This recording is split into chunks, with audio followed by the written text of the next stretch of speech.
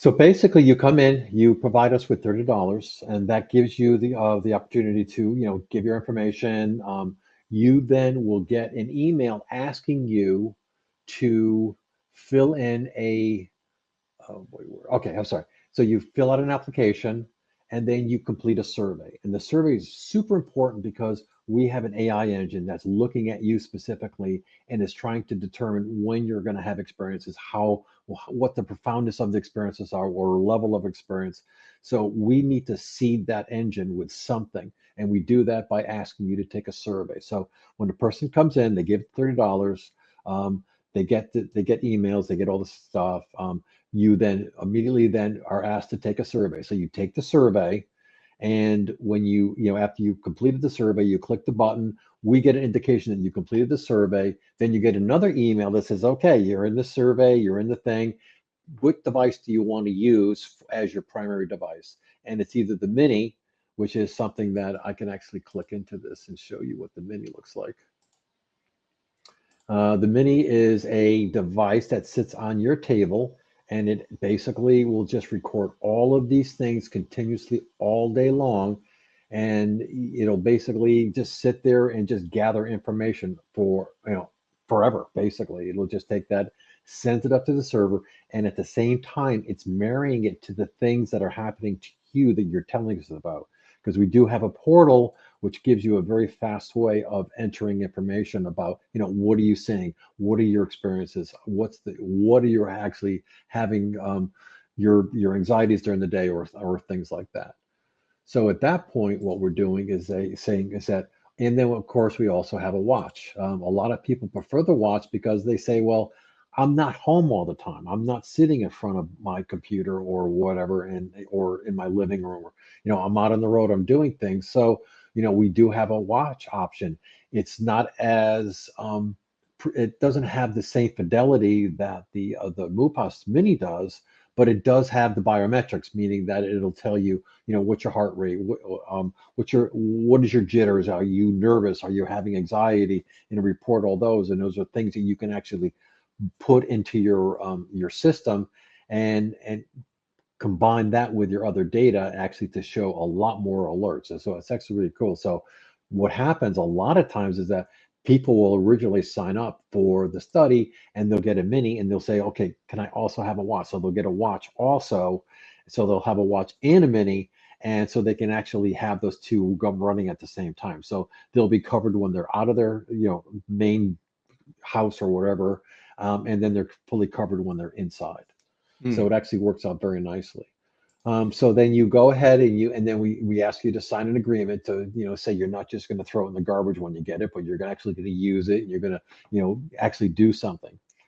And then what we do is we say, okay, wait a minute. Now, if I give you something for free, you might, it was our experience for the first study, you're going to put it on your shelf and you're never going to use it. And that's a Right. problem that we couldn't overcome for the first study.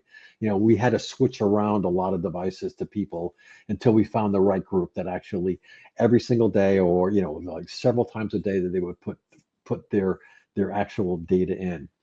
So what we decided to do was to charge a small monthly fee to each member initially. And as you more and more participate in the study, we then back that off. So we have people that don't pay anything. They have so much data going in that they just don't pay anything. So we say we're going to put that. So we have a metric that allows us to calculate how much money of that 20 you're going to get back every month.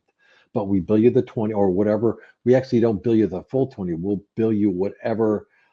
Like say for instance, you've done a certain amount of activities, and you've actually gone through and put certain narratives, and you take photos and you do all these things, and then we say, oh wow, this person's really killing this thing, is really doing a great job.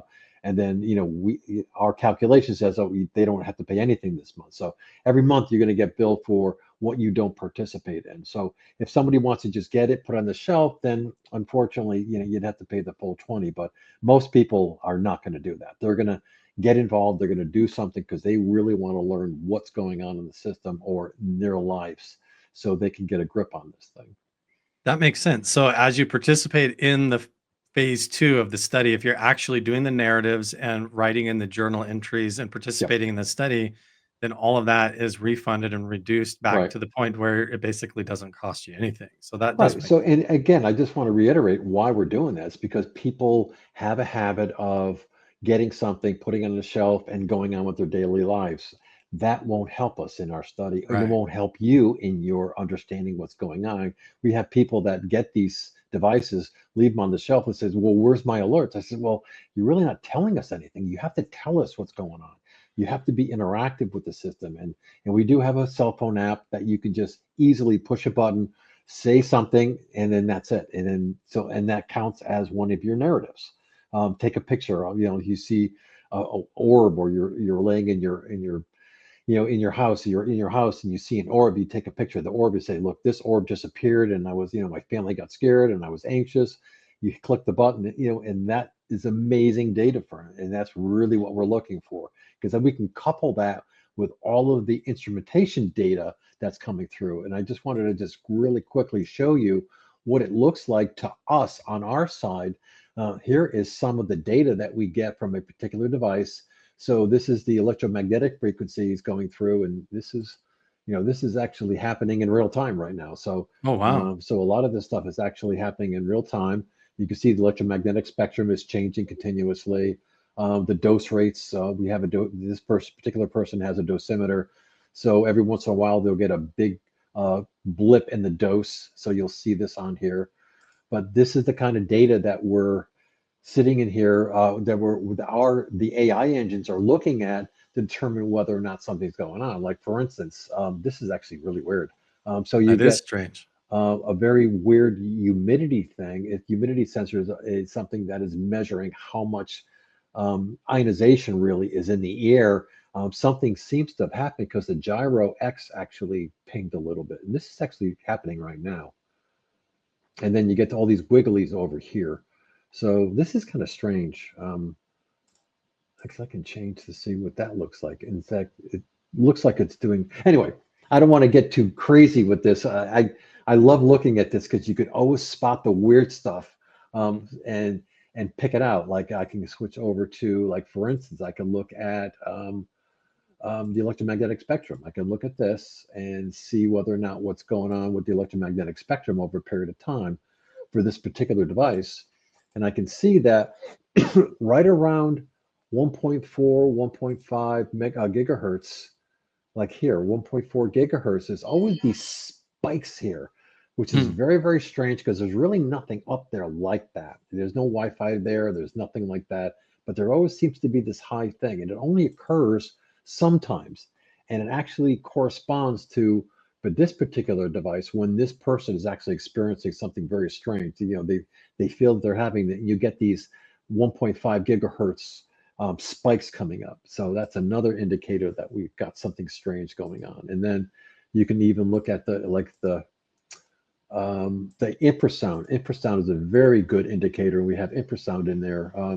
Doesn't look like there's anything really, really crazy right now, but you can look at the infrasound and see whether or not you have any, very strange deviations of what we would call normal.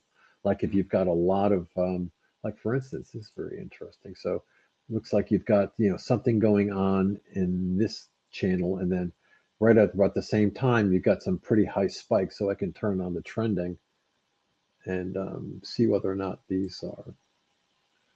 Yeah, looks okay. Again, the computer's doing this, looking at this thing. We don't really look at your data. We have computer systems that every night goes through all of your data and tries to weed it out and try to find areas where you've correlated something with, some type of thing. So you can come in here and you can click on this and you say, I've had, I had, some type of, oops, whatever. You can just, put in some kind of narrative. Very, very simple to do. Okay. So we made it very easy for people to actually put these narratives in.